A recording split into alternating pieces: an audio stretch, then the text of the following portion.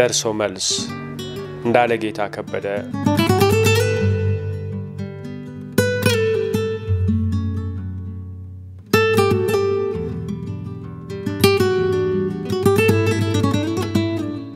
ምዕራፍ 4 ራሔል ስለ ሄኖክ።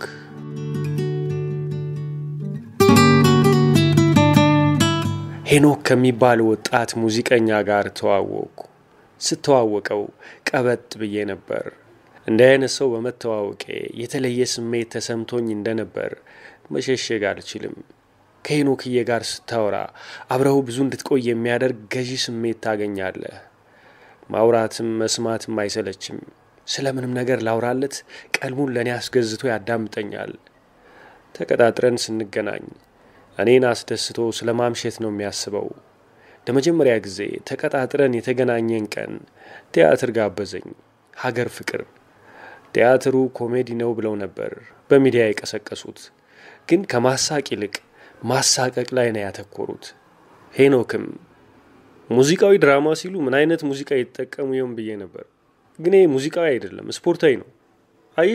አየሽ የጉልበት ስራ ሲበዛው አክሮባት አሳዩን። አላስፈላጊ መገለባበጥ መተዛዘል አሳዩን።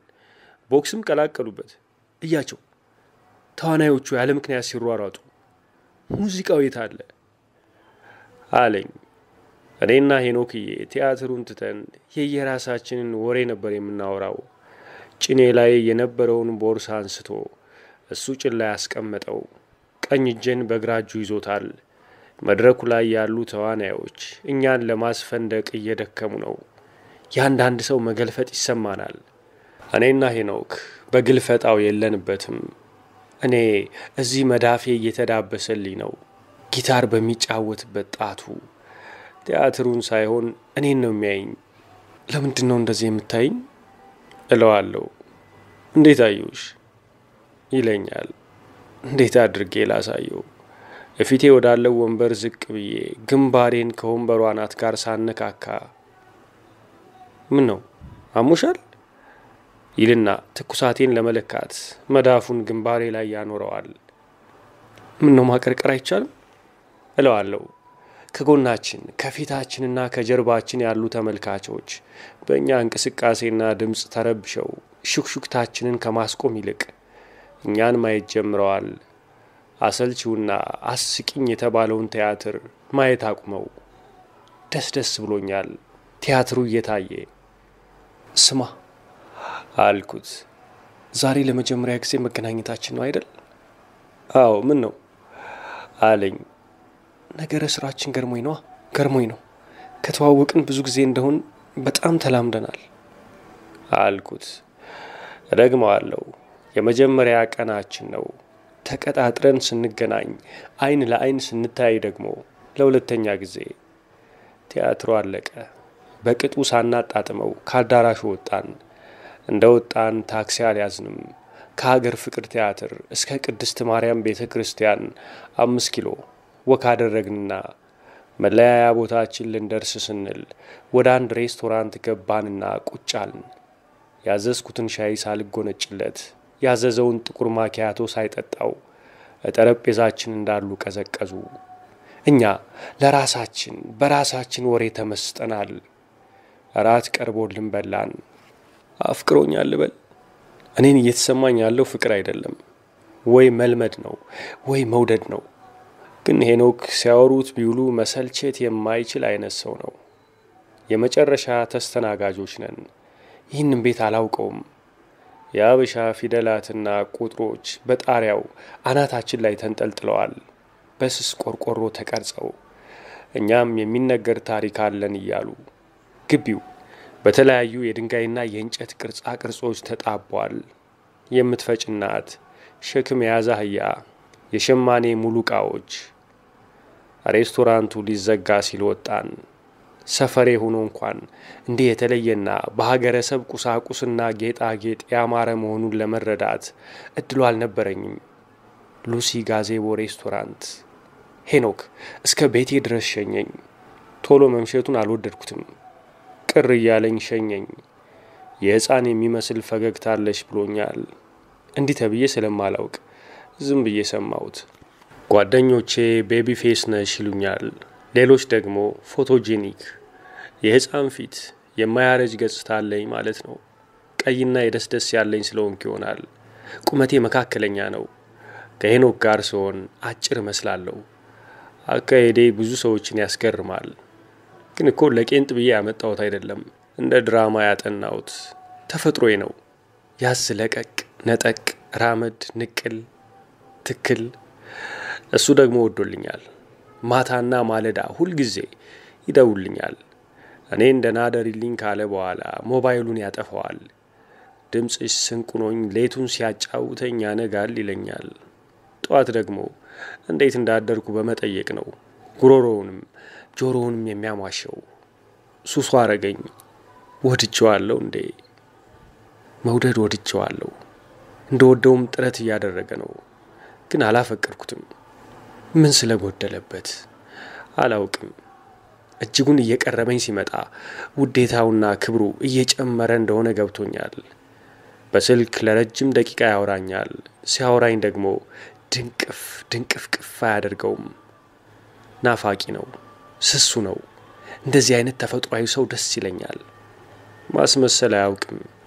ኩርፊያው ፊት ለፊት፣ ሐዘኑ ፊት ለፊት፣ ፈገግታና ሳቁ የተገለጠ።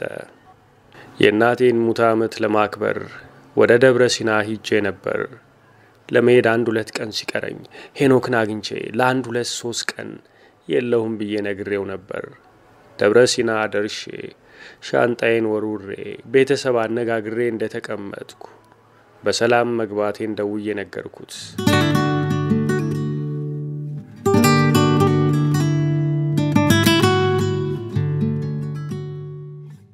አንድ ቀን የሚወዳቸውንና ተወዳቸዋለች ብሎ የሚያምንባቸውን ሙዚቃዎች ሲጫወትልኝ ከቆየ በኋላ ከልብ ነው የምትጫወተው?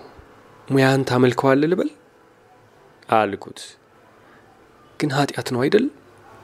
አይደለም፣ ኃጢያት አይደለም። በሃይማኖተኞች አይን ሲሰፈር ዘፈን ነው እንጂ ሙዚቃ ኃጢያት አይደለም። በነገራችን ላይ ዘፈን ሲባልም አይነት አለው። ስለ ሀገር፣ ስለ ብሔራዊ ኩራት፣ ስለ ወንዝና ተራራ መዝፈን ኃጢያት አይደለም። ቅዱስ ዳዊት ስለ ኢየሩሳሌም ብዙ አንጎራጉሯል። ብረሳሽ ቀኜ ትርሳኝ፣ ምላሴም ከትናጋዬ ጋር ትጣበቅ ብሎ። ስለ እናት መዝፈንም ኃጢያት አይደለም። ኃጢያት የሚሆነው ሙስናን፣ ውስልትናን ሲያበረታታ፣ ወንጀል ለመፈጸምና ለማስፈጸም ግፊት ሲያደርግ ነው። ስለ ፍቅር መዝፈን ኃጢያት አይደለም። ስለ ወንድና ሴት ፍቅር ማውራት ወይም መዝፈን ኃጢያት ከሆነ መጽሐፍ አስቴር ከመጽሐፍ ቅዱስ ውስጥ መሰረዝ አለበት።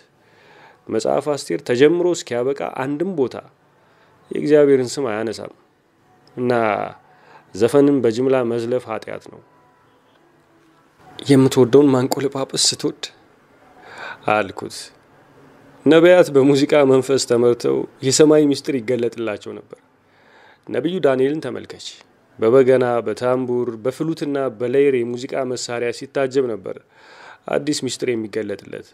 ነቢዩ ኤልያስ ደግሞ በከፍተኛ ተመስጦ ይዋጥ የነበረው ሙዚቃ ሲጫወት ነው። ዳንኤልም ሆነ ኤልያስ የወደፊት ድርጊቶችን፣ የነገ ክስተቶችን ዛሬ ላይ ሆነው እንዲያዩ የሚያስችላቸውን መንፈስ ይጎናጸፉ የነበረው ሙዚቃ እየሰሙ ወይም እየተጫወቱ ነበር።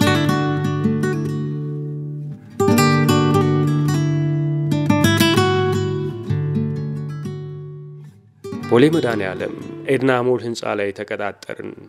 ሄኖክ ለምን እዚህ እንደቀጠረኝ አላውቅም። እንደ ያለ ቦታ መገኘት አይወድም። ምቾት አይመቸውም።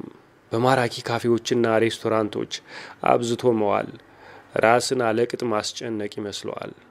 እኔ እንኳን ይህን ሐሳብ አልቀበለውም። ሰው ስሙን የሚተካከል ቦታ ነው መዋል ያለበት። እና መጣ። ቀድሜ ነበር በቦታው ተገኝቼ የጠበቅኩት። ስንጫወት ቆየንና ጥቁር ማኪያቶውን አየት አድርጎ ቀጠሮ እንዳለው ሰው ሰዓቱን ተመልክቶ እየተቻኮለ አስተናጋጇን ጠርቶ ቢል እንድታመጣለት አዘዛት። ምን ሆነሃል? ችግር አለ ብዬ ጠየቅኩት። ለአንድ አፍታ ገባ ብለን ጤዛ ፊልምን አይተን እንውጣ አለኝ። ድምፁ ውስጥ ይቅርታ ጠያቂነትና እባክሽን እሺ በይኝ የሚል ልመና ስሜት አገኘው። ምን ነካው? የመጣለትን ማኪያቶ አልጠጣውም። መጠጣት ቀርቶ አልቀመሰውም። እኔ እሱ ከመምጣቱ በፊት ነው አይስክሬሜን ልሼ የጨረስኩት። አይተነዋል እኮ ጤዛን እኮ 2-3 ጊዜ ነው ያየው አልኩት፣ ምን እንደነካው እንዲነግረኝ ብዬ። ሙዚቃውን ብቻ ለይቼ ማዳመጥ ፈልጋለሁ አለኝ ለመሄድና ለማዳመጥ ጉጉ ሆኖ። ፊልሙ እስካሁን አይጀምርም? ይጀምራል፣ 10 ሰዓት ይጀምራል።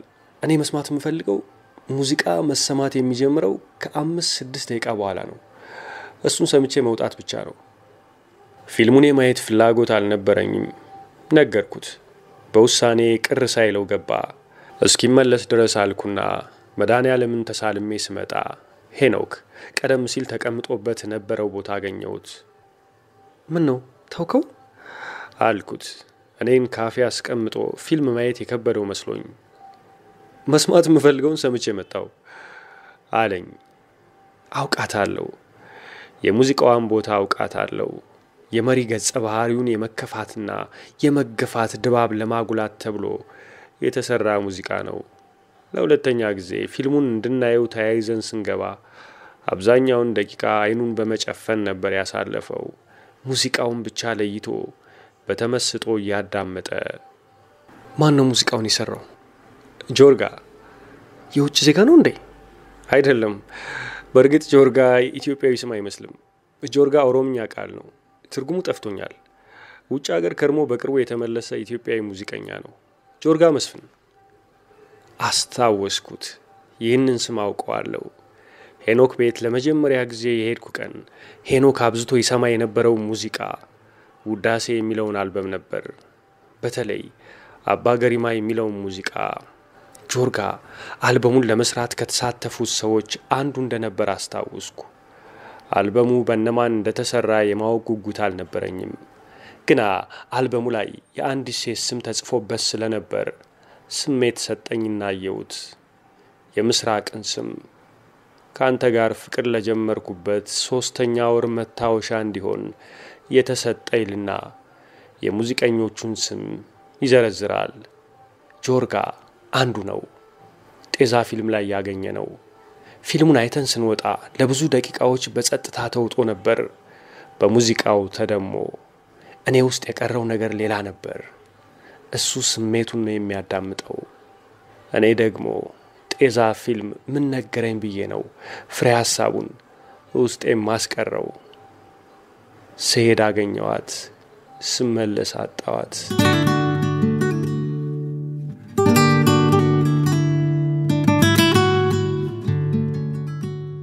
ከደብረ ሲና የመጣሁት ዛሬ ነው።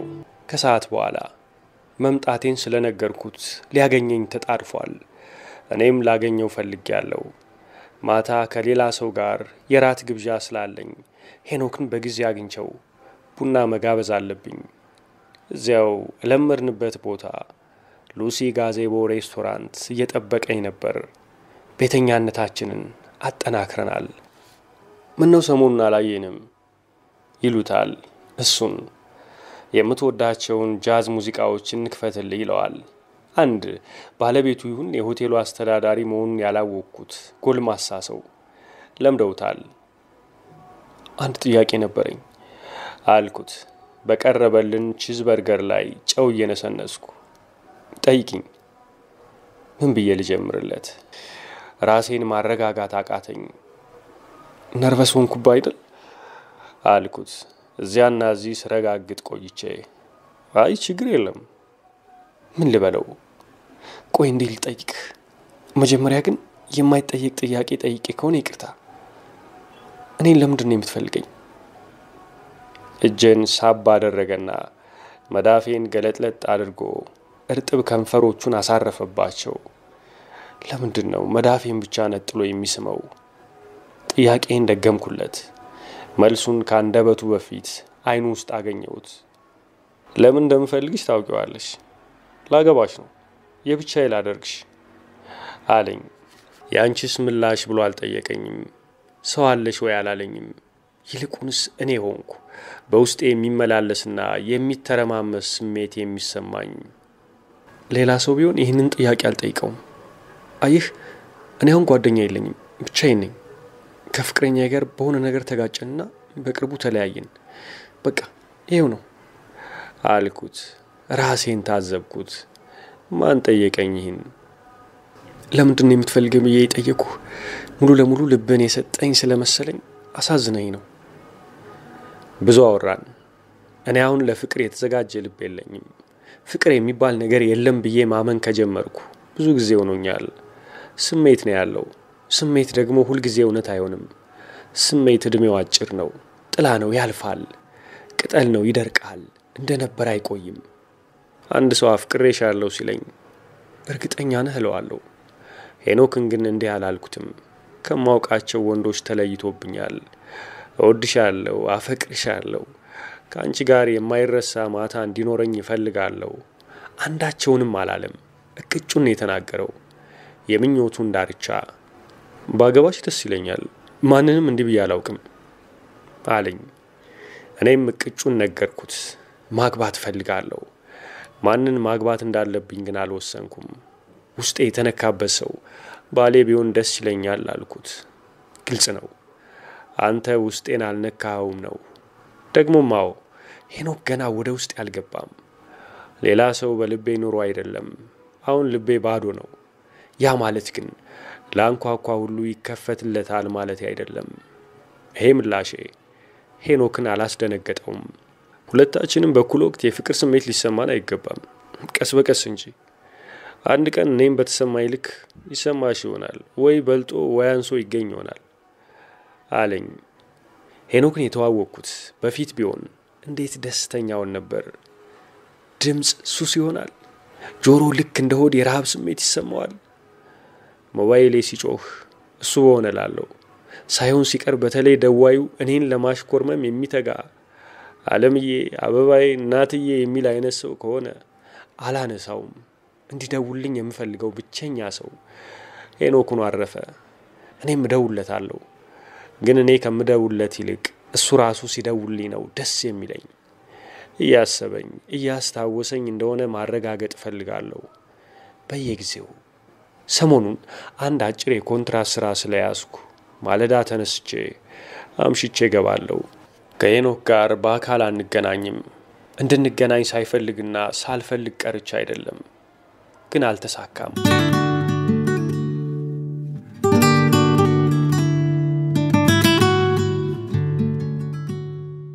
ነገ የገና በዓል ነው።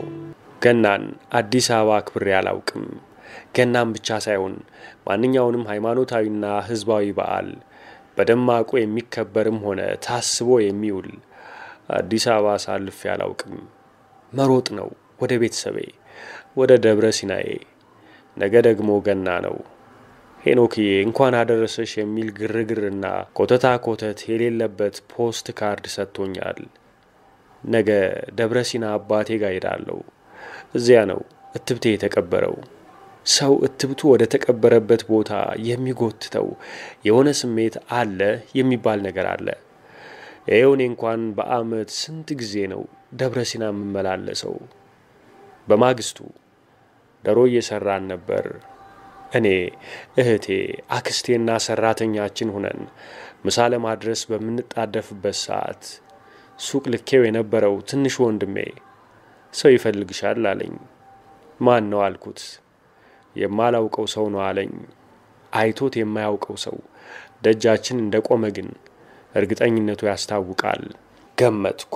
ከአዲስ አበባ መምጣቴን ያወቀ ወይም ትምህርት ቤት አብሮኝ የነበረ ሰው ሰላምታ ሊሰጠኝ መጥቷል ማለት ነው። ለእህቴ፣ ለአክስቴና ለሰራተኛዋ ደጅ የሚጠብቀኝን ሰው አግኝቼ እስክመጣ ድረስ ሰርተው የሚቆዩኝን አዝዣቸው ወጣው። በጌታ ስም እሱ ነው፣ ሄኖክ ነው። ምን ሊሰራ መጣ? እጁን ኪሱ ውስጥ ከቶ ሱፉን አሳምሮ ለብሶ ከረባት አስሮ ዘንጦ መጥቷል። እንዴት ልመን? መጀመሪያ ልቤ ደረቴን ሰንጥቆ የሚወጣ ስለመሰለኝ ደረቴን ያስኩት፣ አይኔን ካይኑ ላይ ሳልነቅል። ቀጥሎ ሰይጣን የሚወደኝን ሰው ተመስሎ የመጣ መሰለኝ። አማተብኩ። አሁንም አይኔን ካይኑ ላይ ሳልነቅል፣ ከቆምኩበት ሳልነቃነቅ፣ እሱም ሳይነቃነቅ አይኑን አይኔ ላይ እንደሰካ ወደ እኔ ሲንቀሳቀስ ወደ እሱ ቀረብኩ። ተጠጋጋን፣ ተቃቀፍን። ደረቱና ደረቴ እንደ ተጠጋጉ ቃላት ሳንለዋወጥ ብዙ ቆየን። ተላቀቅን። ይገርማል። ተላቀን ስንታይ በሁለታችንም ላይ እንባ ነበረ። ምንም ሳንባባል እየተያየን ብቻ ብዙ ቆየን። ለምንድነው እንደዚህ የሚወደኝ? እኔ ምንና ማን ስለሆንኩ? ለምን መጣ አልኩት። ይሄ ነበር የመጀመሪያ ጥያቄ። እንኳን አደረሰሽ ልልሽ አለኝ። ይህን ለማለት ነው ያን ሁሉ ኪሎ ሜትር አቋርጦ የመጣው? ትላንት ብለኝ የለም ወይ? አዎ፣ ግን እያት አሰኘኝ። ሳታያት እንዳታድር የሚል ስሜት ተፈታተነኝና መጣው። በጌታ ስም በጣም ነው ያስደነገጥከኝ። ይቅርታ። ዛሬ እኮ በዓል ነው ሄኖክ። ወላጆች ይህን ጊዜ ይጠብቋል። ደጅ ነው ያሉ። ብቸኛ ልጃቸው ነህ። አንተ ከሌላችሁ በዓሉ እንደማይደምቅ አታውቅም? እንዴት አያውቅም? ያውቃል እንጂ። በዓል እኮ ነው። ዛሬ ቤተሰቡ መሃል ያልተገኘ መቼ ሊገኝ ነው? አውቃለሁ። ተሳስቷል ሄኖክ። የብደት ስራን የሰራው አልኩት። ዝም አለኝ። እንዲህ ስላልኩት ከፍቶታል። ይቅርታ። ልብህን ተከትለ ከወላጆች ደስታ ይልቅ የኔን አስቀድመ በመምጣትህ ደስ ሊለኝ ይገባል። ግን እናትህስ አባትህስ ያላችሁ ብቸኛ ሰው አንተ እኮ ነህ። እሄዳለሁ። ውስጤ ራሔልን እያት አለኝ። መጣው አየውሽ። በቃ አሁን ልሄድ ነው። በዝግታ ወደ ዋናው አስፋልት ወደሚያመራው መንገድ ሸኘሁት። ድንጋጤው አልወጣልኝም። ሄኖክዬ፣ በዚህ ልክ ለማንም ልብን አትስጥ። ላንቺ እንጂ ለማንም እንዲህ ልቤን ሰጥቼ አላውቅም አለኝ። እኔ ልቤን ነው መከተል የምፈልገው። ቢሆንም መምጣትህ እውነትም ልቡን ተከትሎ ነው የሚሄደው። ልቡ እኔን ራሔልን አለው። መጣ። ይኸው ከዚህ ቀደም አይቶት ወደማያውቀው ከተማ መጣ። ሰፈሬን አጠያይቆ የሰፈሬን አድራሻ እንዴት በዘዴ እንደወሰደብኝ ነገረኝ። ከጓደኞቼ ጋር ኢንተርኔት ቤት ነበርኩ። ደወለልኝ። አንድ ሁለተኛ ደረጃ አብሮሽ የተማረና በደንብ የሚያውቅ ሰው አገኘውና ስለ አንቺ ልጅነት ብዙ ነገረኝ አለኝ። ማን ነው ስለኔ ነገረ አልኩት። አንድ ልጅ አለ። የማላውቀውን ስም አነሳብኝ። አላውቀውም አልኩት። እንዲያውም ጎረቤቷ ነኝ ብሎ የሱ ቤት ቀበሌ 12 የቤት ቁጥሩም 48 እንደሆነ ከ3 ቤቶች በኋላ የኛ ቤት እንደሚገኝ እንደነገረው ነገረኝ። ውሸት ነው አልኩት። አንደኛ የኛ ቤት ቀበሌ 05 ነው። የቤት ቁጥሩ 232 ነው እንጂ እሱ እንደሚለው አይደለም አልኩት። ተይው በቃ ሲቀባጥር ነው አለኝና ተሰናብቶኝ ስልኩን ዘጋው። ሰበብ አስባብ እየፈለገ እንዲህ አይቼ እንዲህ ሰምቼ ማለትን ልማዱ አድርጎታልና በሌላ አልጠረጠርኩትም። ይኸው ዛሬ መጣ። ከሸኘሁት በኋላ ተሰናብቶኝ ከሄደ ከጥቂት ደቂቃ በኋላ እንደገና ተመልሶ መጥቶ አስጠራኝ። ምን ነው በሰላም ነው አልኩት። የረሳሁት ነገር። ወደዚህ ሲመጣ መናኸሪያ አካባቢ የገዛውን አንድ ፍሬ ብርቱካን ይዞልኝ መጥቶ ነበር። ሰጠኝ። ልትበይው አይደለም የሰጠውሽ። በዚህ ብርቱካን ላይ የጻፍኩት ጽሑፍ አለ በማይጽፍ እስክሪብቶ። ብርቱካኑ ካልደረቀ ጽሑፉ ጎልቶ አይወጣልሽም።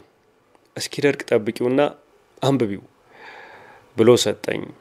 የጻፈውን አልነገረኝም። ተሰናብቼው ብርቱካኔን ይዤ ገባው። አክስቴ በሆነው ነገር በሄኖክ እርምጃ እጅጉን ተደማለች። አሁን ደግሞ ድማሚዋን ሳትጨርስ የቀደሙ ልጅ ይፈልግሻል ተብዬ ወጥቼ ብርቱካን ይዤ ስገባ ምንድነው ብላ ፈጠጠችብኝ። ነገርኳት። ተጠራጠረች። ከመቅጽበት ብድግ አለችና ወደ ጓዳ ገብታ ብርቱካኑ ላይ ጸበል ረጨችበት። እያኩተመተመች ምን ሆነሻል አልኳት። አልመለሰችልኝም። እንደገና ተመልሳ መጣ። በላስቲክ ከተቋጠረ እምነት ቆንጥራ ብርቱካኔን ነጠቀችኝና እምነት ቀባችው። ምን ሆነሻል አልኳት። አሁንም እንደ እብድ የሚያደርጋትን አይቼ በጤናው እንዳልመጣ ገብቶኛል። አሁን ደርሼበታለሁ። ብርቱካኑ ላይ መተት አስደግሞበታል። መስተፋቅር አሰርቶበታል አዘናግቼ ወሰድኩባት። ብርቱካኑ ሲደርቅ ምን እንደጻፈልኝ ለማንበብ ጓጉቼ ነበር። የመጀመሪያው ቀን ትራሴ አጠገብ እንደነበር ነጋ። ምስሉን የሳለበት ይመስል እየሳምኩት አክስቴ ልብ ብላ ደግማ ደጋግማ አየችኝ። እኛም አውቀናል ጉድጓድ ምሰናል አይነት በብልጥ አይጥ አታያይ። ነግሬሻለሁ እሺ እንዳትበዩ። አልበላውም እንድበላው አይደለም ሄኖክ የሰጠኝ አልኳት። ቆርቆሮ ላይ አደርገዋለሁ ብዬ ነበር ፀሐዩ እንዲያደርቅልኝ። በሁለተኛው ቀን ግን ብርቱካኔን አጣሁት። በኋላ አዲስ በተቆፈረው የሽንት ቤት ጉድጓድ ውስጥ አየሁት። ቆሻሻው ውሃ ላይ እየተንሳፈፈ። አክስቴ ትሆናለች እንዲህ ያደረገችው። መስተፋቅር ምናምን ስትል አልነበር? እንዴት ነበር ልቤን የሰበረችው።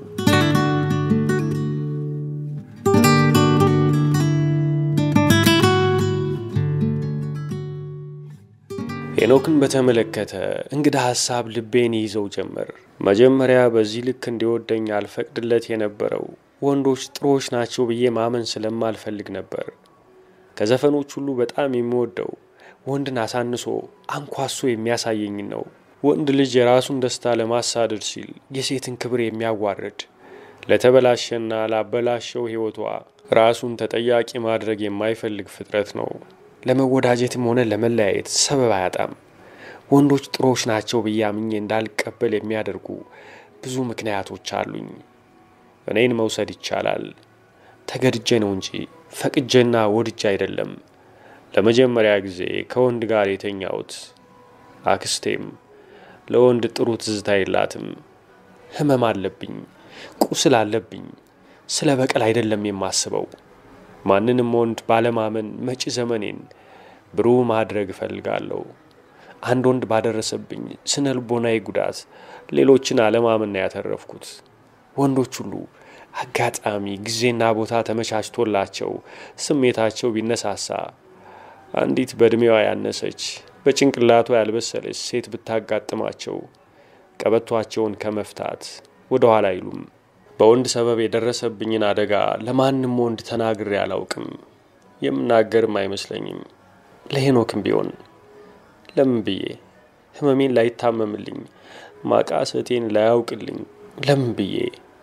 እኔ ፉላን ዴቪ በሚል ርዕስ ወደ አማርኛ ቋንቋ የተመለሰ መጽሐፍ ላይ አንዲት ህንዳዊት እንዲህ ትላለች። ያንን ቀፋፊ የሚላውስ ፍጡር ወደ ሰውነቴ በማስጠጋት እኔ ላስበው ልገምተው የማልችለውን ነገር ማድረግ ጀመረ። በጣም አመመኝ። ዘንዶ ወደ ታች ሲጫነኝ ህመሙ ሰቅጣጭ ከመሆኑ የተነሳ ማልቀስ እንኳን ተሳነኝ። ሰውነቴ ውስጥ ገብቶ ይመታኝ ጀመር። ዘንዶ ሰውነቴን ለሁለት የሚሰነጥቀው መሰለኝ። አውሬው ጥልቅ በሆነ ጨለማ ጉድጓድ ውስጥ ከጨመረኝ በኋላ ማልቀስና ታግዬ ማምለጥ በማልችልበት ሁኔታ ውስጥ አስገባኝ። አውሬው ይበላኝና አብጦ እኔን ያህላል። እኔ ግን እሞታለሁ። ይህንን ነገር ማን ሊረዳው ይችላል? የደረሰበት ካልሆነ በቀር። እኔ ላይ ብዙ ነገሮች ደርሰዋል፣ ግን መናገር አልፈልግም። ዕዳ ነበረብኝ። አለብኝ ብዬ ለሄኖክ አልነገርኩትም። የተበደርኩትን ለመክፈል ብዙ ሰዎች ጋር መሄድ ነበረብኝ። ግን ምን ብዬ ዘመድ ጋር ልሂድ? የነበረኝን ገንዘብ ሁሉ የጨረስኩት ታላቅ እህቴን ወደ ባህሬን ልኬ ነው። ታዲያ ከየት ላምጣ? ቸገረኝ አላልኩትም። ከሱ ጋር ሁኜ ሰዎች ሲደውሉልኝ በማወራው ወሬ የደረሰብኝን ነገር ተረድቶታል። አጥብቆ ሲጠይቀኝ የኔ የግሌ ጉዳይ ነው አልኩት። እሱ ግን ገብቶታል። ከሰዓት በኋላ አንቺ ቤት ውላለሁ ብሎ ነበር። ፕሮግራሙን ሰረዘው። አልመጣም። ማታ ደወለልኝ። ለመተኛት እየተዘጋጀው ነበር። ስልኩን አነሳሁት። እነሆ አፍቃሪሽ ደጅሽ ቆሟል አለኝ። መሽቶ ስለነበር እንዴት በዚህ ሰዓት መጣ ብዬ ወጣው። ከሰላምታ ልውውጥ በኋላ አንድ ነጭ ፖስታ አውጥቶ ሰጠኝ። ምንድነው አልኩት። የፍቅር ደብዳቤ ነው ብሎ ቀለደ። ደጅ ላይ ጨለማ እንደዋጠን ብዙ ቀበጣጠርን። በመንገዳችን የሚተላለፍ ብዙ ሰው የለም። ሰዓቱ ሄዷል። ደረቱ ላይ ሁኜ ጆሮዬን ለጥፌ የሚያወራውን እሰማለሁ። ሁለታችንም ቁመናል። ጸጉሬን እየደባበሰ ወደ ሌላ ስሜት ውስጥ እንዳይከተኝ እፈልጋለሁ። አትነቃነቅለዋለሁ፣ አትንቀሳቀስለዋለሁ። ልቡ ድው ድው ድው ሲል አይኔን ጨፍኜ ሰማዋለሁ። አይኔን መጨፈኔን አያውቅም። አንገቱ ስር ጭንቅላቴን ሸጉጬ ልቡን ሰማዋለሁ። በዚህ ልብ ውስጥ እኔ ነኝ ያለሁት አልኩ። ያሳዝናል። አንጀቴን በልቶታል። እኔንም የተለየ ስሜት እየተሰማኝ እንደሆነ አምናለሁ። ግን ፍቅር ይሁን ስሜት በምን አውቃለሁ? አሁን እየተሰማን ያለው ስሜት ነገ እንደ ጥላ አላፊ እንደ ቅጠል ረጋፊ ይሆን እንደሆንስ? ፍቅር ከጀመርን በኋላ እሱም እንደ ሌሎች ሰበብ ፈጥሮ አላውቅልሽም ቢለኝስ? ለወንድ መሸነፌን ለፍቅር እጅ መስጠቴን እንደ ተራ ቢያስቆጥረኝስ? ከሱ ጋር ከተለያየም በኋላ ፖስታውን ይዤ ወደ ቤት የገባው። ፖስታውን ከሰጠኝ በኋላ ኪሴ ውስጥ ከትቸው ነበር። ቤት ከገባው በኋላ እጄን ወደ ኪሴ ሰድጄ የተሰጠኝን ፖስታ ስፈትሽ ለካስ ገንዘብ ነው። ብዛቱ አስደነገጠኝ። ብዙ ድፍን ብሮች፣ መቶዎች። ደወልኩለት። ምንድነው? ያስፈልግሻል ብዬ ነው። ይብቃሽ አይብቃሽ አላውቅም። ያልነገርሽኝ እንዳያሳስበኝ ብለሽ እንደሆነ ገብቶኛል። ደናደር አልኩት። አልጋይ ላይ ያስቀመጥኩትን ብር አንስቼ እስከ ቆጥረው ብዙ ጊዜ ፈጀብኝ። ከቆጠርኩት በኋላም ደወልኩለት።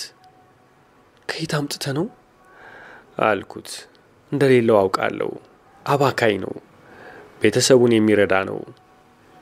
ተበድሬ አለኝ። ተበድሮ ቢሆን እንኳ እስኪ ከፍል ረጅም ጊዜ ይፈጅበታል። አመሰግናለሁ የሚለው ቃል ስሜቴን የሚገልጽ ስላልመሰለኝ ሳላመሰግነው ነው ስልኩን የዘጋሁት። ዛሬ ቤቱ ሄድኩ። ቤቱ ሲሄድ ጭር አለብኝ። ምን እንደጎደለ ግን አላውቅም። ከኔ ጋር ሲሆን ለይቶ መርጦ የሚሰማቸው ዘፈኖች አሉት። እወድሻለሁ፣ ካንቺ በቀር ሌላ፣ ላንቺ አንስብሻል፣ ምን ጎደለብኝ አይነት ዜማዎች፣ የቴዎድሮስ ታደሰ ዘፈኖች፣ የአስቴር አወቀ ትዝታዎች። ሲዲውን አጥፋውና አንተ ጊታር ተጫወትልኝ አልኩት። እሱ ግን እንዳልሰማ ሆኖ ወደ ሻይ ማፍላቱ ሄደ። ማፍላቱን ተወውና ወደ እኔ መጣ። አጠገቤ ሁን አልኩት። በደረቱ ተኛ። በደረቴ ተኛው። አውራኝ ልለው አሰብኩ። ግን ቃሉን ቢያለኝ አንደበቴ ተቆለፈ። ጎን ለጎን ተኝተን ሳንነካካ ያየሁት እንባዬ መጣና መነፋረቅ ጀመርኩ። ምን ሆነሻል ሲለኝ እንኳን አልነገርኩትም። አንድ ጥያቄ ልጠይቅ? ጠይቂኝ። ያለቀስኩት ትላንት ያወጣልኝ ገንዘብ ከየት እንዳመጣው ስለገባኝ ነው። ከየት ነው ያመጣሁት? ጊታርህን ሽጠ። ዝም አለኝ። ልክ ነበርኩ። ምን ልበለው? ለዚህ ልጅ አላንስም? ትግስት ቢኖረው ትንሽ ቢጠብቅ ከኔ ሻል ያለች ሴት አያጋጥመው? እንደ አንድ የጥበብ ሰው ስሜቱን ስለተከተለ እንጂ እኔ ካንቺ በቀር ሌላ በሞት አልመኝም የሚዘፈንልኝ አይነት ሴት እንዳልሆንኩ አውቃለሁ። የኔ ጌታ ማንንም በዚህ ልክ አትውደድ እሺ? በተለይ እኔ ለወንድ ልጅ ጥሩ ስሜት እንዲኖረኝ አልፈልግም። የፍቅር አምላክ እኔን ለማስተካከል ብሎ ብቻ ሳይሆን አንተን በእኔ ሰበብ ለማሰቃየት ነው የላከ አልኩት። አሁን እንዲህ ስለው ደስ አለኝ፣ ቀለለኝ። ስለ እኔ ደህንነት እያሰበ ያለ ሰው አለ ብዬ ማመን አልፈልግም። ጫማዬን አድርጌ ወጣው። ለጊታሩ ያለውን ስሜት አውቀዋለሁ። 20 ምናምን ሻውጥቶ ስለገዛው አይደለም፣ እንደ ጥንታዊ ቅርስ ነው የሚያከብረው። እንባዬንም ላቤንም አፍስሼበታለሁ ብሎኛል። አንድ ቀን ደሜን እሰጥለታለሁ ብሎኝ ያውቃል። አሁን የለም፣ ጊታሩ የለም። እንባውንም ላቡንም የሰዋበት ጊታሩ የለም። ደሙን ሊያፈስለት ዝግጁ የሆነበት ክቡር ድምጹን ሽጦታል። ጊታሩ ውስጥ የነበረው ትዝታውንና ተስፋውን ለኔ ብሎ ሽጦታል። ለምን? እኔ ማንና ምን ስለሆንኩ? እኔ እንባና ላብ የተከፈለበትን ነገር ለጉዳይ ተብሎ የሚከፈልልኝ ሰው ነኝ ወይ? እሱ ግን ምንም አልመሰለውም።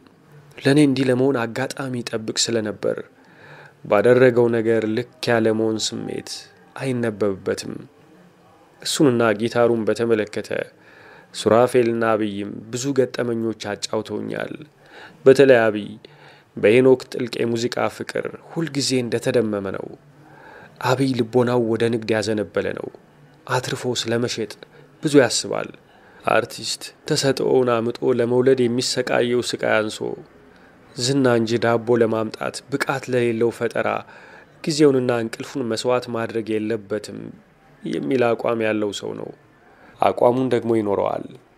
ሄኖክ እንደ አብይ መሳሪያውንና ሙያውን ለከተፋ አይጠቀምበትም። ገንዘብ ለማምጫ አይጠቀምበትም። ዝግታው ብዙ ነው። ከውስጤ የወጣ ነገር ነው የምሰራው ይላል ሄኖክ። ውስጠቴ እያልክ አታወሳስብ።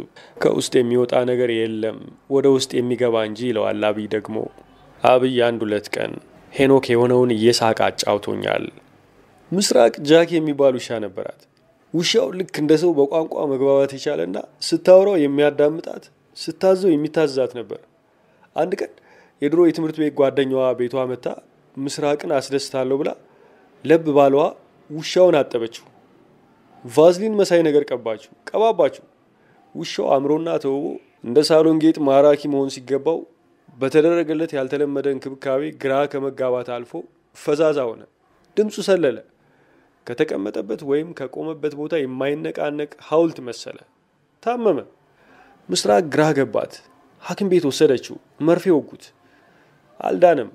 የሚያሳዝን ፍጥረት ወጣው። ለሄኖክ ነገረችው። ሄኖክ ጊታሩን ይዞ ሄዶ ለተከታታይ 3 ቀናት በቀን 3 ጊዜ ቁርስ፣ ምሳ፣ እራት መሆኑ ነው ለ30 ደቂቃ ያህል ሙዚቃ ይጫወትለት ነበር። እኛ ውሻው አብዶባት ነው ብለን ነበር። ለካስ የእብድን ውሻ ባህሪና መድኃኒት የሚያውቅ ሌላ እብድ ኖሯልና አከመዋ። ሙዚቃ መድኃኒትነቷ ለሰው ብቻ ሳይሆን ለእንስሳትም መሆኑን አሳየኝ። ውሻው መጀመሪያ ሙዚቃውን የወደደው አይመስልም ነበር። ጆሮውን የሚቀብርበት አቅም ስላጣ እንዳመጣብኝ ይችላልው በሚል ስሜት ነበር የሚሰማው። ቀስ በቀስ ግን ለመደው፣ ወደደው። እግሩ ስር ጥቅልል ብሎ መተኛት ጀመረ። ሄኖክ ቦታ ቀይሮ ሙዚቃውን ሲጀምር ውሻው ሄኖክ ያለበት ቦታ መጥቶ ማዳመጡን ቀጠለ። ሄኖክ ውሻው አይን ውስጥ የሚያየውን ሐዘንና ድባቴ ሙሉ ለሙሉ መገፈፉን ሲያይ ፈገግ ሲል አይታያችሁ ይለን ነበር። ይታይሽ ውሻ ፈገግ ብሎ ሙዚቃ ሲያዳምጥ። ብቻ ውሻውን በሚውዚክ ቴራፒ አዳነው። እንስሶች የዱር አራዊትና በሆዳቸው የሚሳቡ ፍጥረታት ሙዚቃ እንደሚወዱ አውቃለሁ። አያቴ ዋሽንት መጫወት ይወድ ነበር። ዋሽንት የሚጫወተው ግን ቀን ነው። ጫካ ውስጥ ሆኖ ሲጫወት እባቦች ከየቋጥኙና ከድንጋዩ ስር ብቅ ይሉ ነበር። አይተናኮሉትም። ማታ ማታ ዋሽንቱን ወደ አፉ ሲያስጠጋ ሴት አያቴ ደስተኛ አልነበረችም። ደሞ ነብር ልጠራብኝ ነው ብላ። ከብቶችም ዋሽንት ሲነፋላቸው ሳር መንጨታቸውን አቁመው ጋደም ብለው በዋሽንቱ ይዝናኑ እንደነበር አስታውሳለሁ። ሄኖክ ለአበቦቼ ጊታር ተጫውቶላቸው ያውቃል። ሙዚቃ ከፍቶላቸው ያውቃል። ሙዚቃ እጽዋት አዝርዕቱን፣ አትክልት አበባውን የማለምለም የማክሰምም ኃይል እንዳለው በፍጹም ልቦ ያምናል። አንዲት ነዋሪነቷ ዴንቨር የሆነች ተመራማሪ የቤት ውስጥ ተክሏ ፈጣን ሮክ ሙዚቃ ሲከፈትለት እንደሚጠወልግ ወይም እንደሚደርቅ፣ የሩቅ ምስራቆች ለስላሳ ሙዚቃ ሲሰማ ግን እንደገና እንደሚለመልም አጥንታለች። በይበልጥ ግን የምዕራባውያንን የጃዝ ሙዚቃ እንደሚወድ ያጠናችሁን አስነብቦኛል። ያ ጊታር ውሻውን አክሞ ያዳነበት፣ አበቦቼን ያለመለመበት አሁን የለም። እሱን ነው ሸጨዋለሁ የሚለኝ የኔ ጌታ።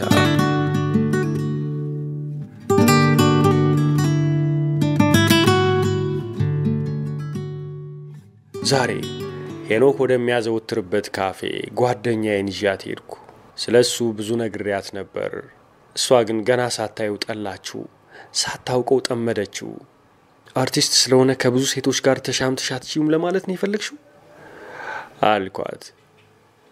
አይ ላንቺ የሚሆነው ክንፈ ነው፣ በልክሽ የተሰፋ የባል ግርማ ሞገስ ያለው ክንፈ ነው፣ ታርቃችሁ ቀጥሉ አለችኝ። በማመንታት ላይ እንዳለው ገብቷታል። ሁለመናዬ ወደ ክንፈ እንዲያጋድል ብዙ ደክማለች። ሄኖክን ስታየው ደግሞ ከጠበቀችው በታች ሆነባት። ሳታየው በፊት ቀልቃላና እዩኝ እዩልኝ ስሙኝ ስሙልኝ የሚያበዛ መስሎ ታይቷት ይሆናል የጠላችው ብዬ አስቤ ነበር። ስታገኘው ግን ቀዝቃዛ ደብዛዛና ፈዛዛ አለችው። ሌላ ቀን ለምንድነው እንደዚህ የምትሆኙ? ለምንድነው ወስነሽ ቆርጠሽ የማንቀጥለው አለኝ። ምክንያቴ ምን ያደርግልሃል? አብረን አንሆንም። ለምን ብሎ ወጥሮ ያዘኝ። የወር አበባዬ ቀርቷል። ኧረ ደነገጠ። አዎ ያልቀረውን ነገር ቀርቷል አልኩት። 3 ወር ሆኖታል። ለምን አልነገርሽኝም አለኝ። ነገርኩ አልነገርኩ ምን ለውጥ ያመጣል? ማርገዜንም የነገርኩ አንተ ስለሆንክ ነው። አብረን አንሆንም መጋባት አንችልም እልህ የነበረው የያዘ ይዞኝ እንጂ ካንተ ጋር መሆን ጠልቼ አልነበረም። ላረገዝኩለት ሰውም አልነገርኩትም አልኩት። ከማን ያረገሽው? ከክንፍ አይደል አለኝ። እንዴት ጠረጠርክ ስለው እስካሁን ከሱ ውጪ የሌላ ወዳጅሽን ስም ጠርተሽ ስለማታውቂ አለኝ። አንድ ቀን ምሳ እየበላን አደራሽ ያንን ነገር እንዳትነግሪው አለኝ። ገብቶኛል። አሁንም ስለኔ ማርገዝ ነው የሚያስበው። እንኳንስ ለሱ ለጓደኛሽም ቢሆን አትንገሪያት አለኝ። ከሁለታችን አይለፍ። እንዲህ አይነት ስራ እንድሰራ ስትገፋፋኝ አምላክ ይወድልሃል ወይ አልኩት። ግድ የለሽም ይሄኛው ይወለድ፣ በእኔ ስም ይጠራ፣ የኔ ነው ልበል አለና ለመነኝ። መሀል አስፋልት ላይ እግሬ ስር መንበርከክ ነበር የቀረው። አይሆንም እሺ አስወርጂው አለኝ። እኔ በዚያው ልም ብልስ አጠፋዋለሁ ያልኩት ነገር እኔን ይዞ ቢጠፋስ? ግራ ገባው። ተንቆራጠጠ፣ ተቅበጠበጠ። ሪታ እሺ ምን ልሁን? ምን እንሁን? እኔ አንቺን ስላለ ማጣት ነው የማስበው።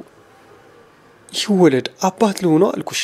አንቺ ግን ብሎ ሊቀጥል ሲል አንተ ምን በወጣ ነው ካብራክ ያልተከፈለውን ልጅ የኔ ነው ብለ የምትቀበለው አልኩት።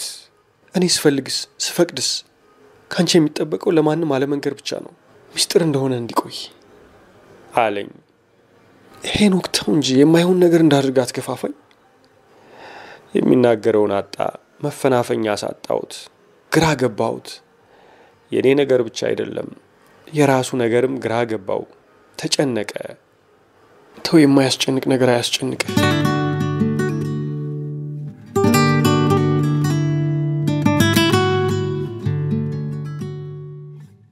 ዛሬ ደወልኩለትና አንድ መርዶ አረዳውት።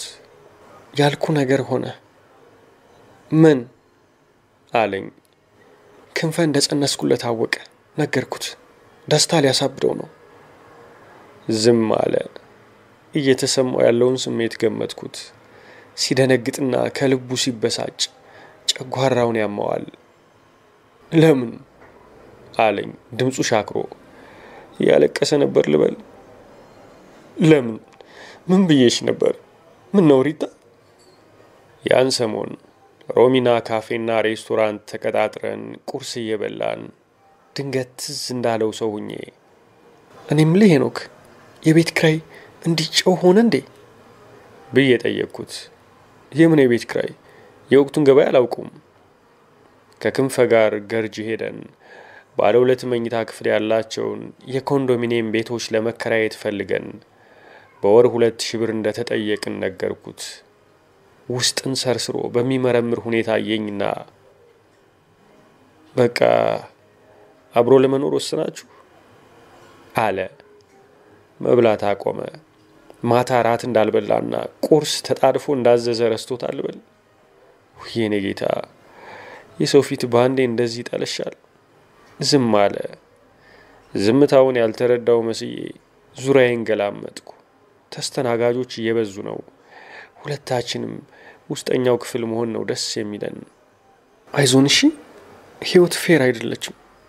የወደደውን ማን አገኘ ብለህ አንተ ናይስ ልጅ ነህ። ምንም አይወጣልም። ምንም ይሄ ክስተት ባይፈጠር ኑሮ ያንተን የትዳር ጥያቄ የማልቀበልበት ምክንያት አይኖረኝም ነበር። ታዩ በምን እንዲህ እንደሆነ አውቀዋለሁ። አውቄም ይሁን ሳላውቅ በሴቶች ላይ ለሰራሁት በደል አምላክ ቀን ጠብቆ ሊቀጣኝ ፈልጎ ነው። ምን እንደሆነ ታውቃለህ ብዬ ሌሎች የሚያጽናኑ ቃላት ልነግረው ስዘጋጅ መጣው ብሎ ምክሬን አቋርጦ ወደ ሽንት ቤት ሄደ። ብዙ ቆየ። ሲመጣ ጠይም ፊቱ አብጧል፣ አይኑ ቀልቷል። ፊቱን ታጥቦ ነው የመጣው። ምን ሆንክ እስክለው አልጠበቀም። ያቺ ጓደኛሽ ደህና ናት አለኝ። የቷ አልኩት። ማንን ለማለት እንደፈለገ ሸርመም ባለ ፈገግታው ለይቼ አውቄዋለሁ። ያቺ አንድ ቀን ሁኔታዬን ተረድታ የኑሮ ይዞታ እንዴት ነው ብላ ጠየቀችኝ አለኝ። በስጨት እያለ እንደሆነ ስለገባኝ ደህና ናት አልኩት። ስልኳን ትሰጪኝና የኑሮ ይዞታዬ እንዴት እያሽቆለቆለ እንደሆነ ነግራታለሁ። ርዕስ ለማስቀየርና ንዴቱን ለማብረድ ብዬ በነገራችን ላይ እህቴን ወደ ባህሬን በላኳት ጊዜ የነበረብኝን ዕዳ ጊታርን ሽጠ እንደከፈልክልኝ ለክንፈ ስነግረው ግራውንድ ፒያኖ ከውጭ ሀገር አስመጥቼ ሰጠዋለሁ ብሏል አልኩት። ሄኖክ ግን ተበሳጨ። አልፈልግም አለና ወጣ። የተሰጠውን መልስ እንኳን ካስተናጋጁ አልተቀበለም። ብድግ ብሎ ሲነሳ ገደል ግቡ፣ ሁለታችሁ እንጦሮጦስ ውረዱ ሲል ሬስቶራንቱ ውስጥ ያሉ ሰዎች ሁሉ ሰምተውታል። ወጣ። አመነታው። ልከተለው? አርፌ ልቀመጥ?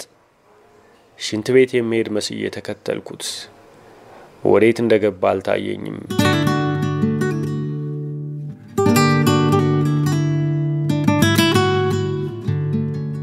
ዛሬ ቀኑን ሙሉ የሄኖክን ድምፅ ሳልሰማው አልኩ። ሳይደውልልኝ ቀርቶ አይደለም።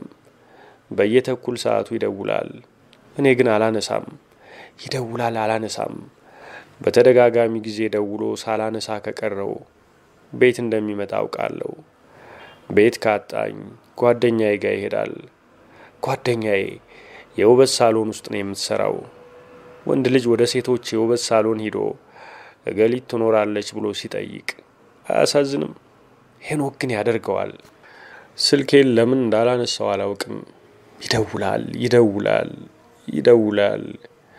እኔ ጸጥ። ሜሴጅ ደረሰኝ። ሄኖክ ነው። ከፈትኩት። ጽሑፍ የለውም፣ የጥያቄ ምልክት ብቻ። ምን ሆነሻል ነው? ምን ሆኛለሁ? ለምንድን ነው ሲደውል ያላነሳሁት? ዛሬም ደወለ። ላነሳው አልኩና ተውኩት። ትላንት ምን ነክቶሽ ነው ቢለኝ፣ መልሰሽ ለምን አልደወልሽልኝም ቢለኝ ምንድን ነው መልሴ? ጥያቄዎቹን ሳይጠይቀኝ ቢቀር እንኳን እሱን አስከፍቼው ስላደርኩ ይከፋኛል። ዝም አልኩ። ጠርቶ ሲሰለቸው ተዘጋ። መልሶ ሊደውል እንደሚችል ስለጠረጠርኩ ሞባይሌን አጠፋሁት። ጸጥ። ቤቴ ቢመጣና በሰራተኛዋ በኩል እኔም ቢያስጠራኝ ብድግ ብዬ አነጋግረዋለሁ ወይስ ተኝታለች የለችም ማስብላለሁ? ለሁለት ተከታታይ ቀናት ሞባይሌን አልከፈትኩትም፣ ግን እረፍት አልተሰማኝም። የሞባይሉ የጥሪ ድምፅ ልቤ ውስጥ ይጮሃል። ለምን እንደዚህ ክፉ ሆንኩ? ማንን ነው እየቀጣው ያለሁት? ሄኖክን ነው? እኔ እንጃ። ዛሬም አልገባኝም። በወንድ ሰበብ የደረሰብኝን በደል በሄኖክ ላይ ያወራረድኩ ሳይሆን አይቀርም። ለዚያ ነው ግራ የተጋባ ነገር ያደረኩት ይመስለኛል። ዛሬ ስግደት አይደል? ቤተክርስቲያን ሄጄ ሰግጄ ክርስቲያን የመሆን ስሜት ተሰምቶኝ ወደ ቤቴ ስሄድ ስልኬ ጮኸ። አየሁት። ሄኖክ ነው። ስሙን ሳነበው ልቤ ድንግጥ አለ። አቆላምጦ ጠርቶኝ ይቅርታ እንዳደረኩልሽ ልነግርሽ ነው የደወልኩት አለኝ። ሳላውቀው ድንገት ከኔ ጋር ያለሽን ነገር ስታቋርጪ ልቤ ተቀይሞ ነበር። በየዓመቱ እንደዛሬ ባለው ቀን ለበደሉኝና ለበደልኳቸው ይቅርታ ጠይቃለሁ፣ ይቅርታ አቀበላለሁ አለኝ። የኔ መንፈሳዊ፣ የኔ ጽኑ አፍቃሪ።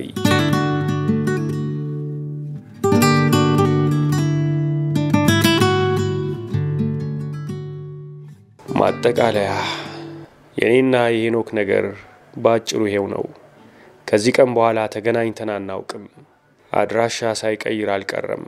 ሞባይሉ ተሰርቋል ወይም ጠፍቶበታል ወይም ቀይሯል ወይም ደግሞ ከአገልግሎት መስጫ ክልል ውጭ ሆኗል። ብቻ ተለያየን። ቤት ቢመጣ እንኳን አያገኘኝም። ቤት ቀይሬያለሁ። አንዳንድ ቀን ጓደኞቹን ሱራፌልን ወይም አብይን ፈልጌ አድራሻቸውን ጠይቄ ላገኘው አስብና በወሰድኩት እርምጃ የበለጠ ቢጠላኝስ፣ ለኔ ያለው ፍቅር ቢቀንስስ ብዬ ተወዋለሁ። በቅርቡ በኢቲቪ አይቼው ነበር። በጥላውን ገሰሰ ቀብር ላይ ተገኝቶ ዝግጅቱን ተከታትሎ በመቅረጽ ላይ የሚገኘው ካሜራ ቴዎድሮስ ታደሰን፣ መሐሙድ አህመድና ሌሎቹንም ስመጥር ሰዎችን ሲያሳይ ቆየና ሄኖክ ላይ አነጣጠረ። የከረመ ሐዘን ፊቱ ላይ አየሁበት። ምርር ብዬ አለቀስኩ። ምርር ብዬ ራስ ምታት እስኪይዘኝ።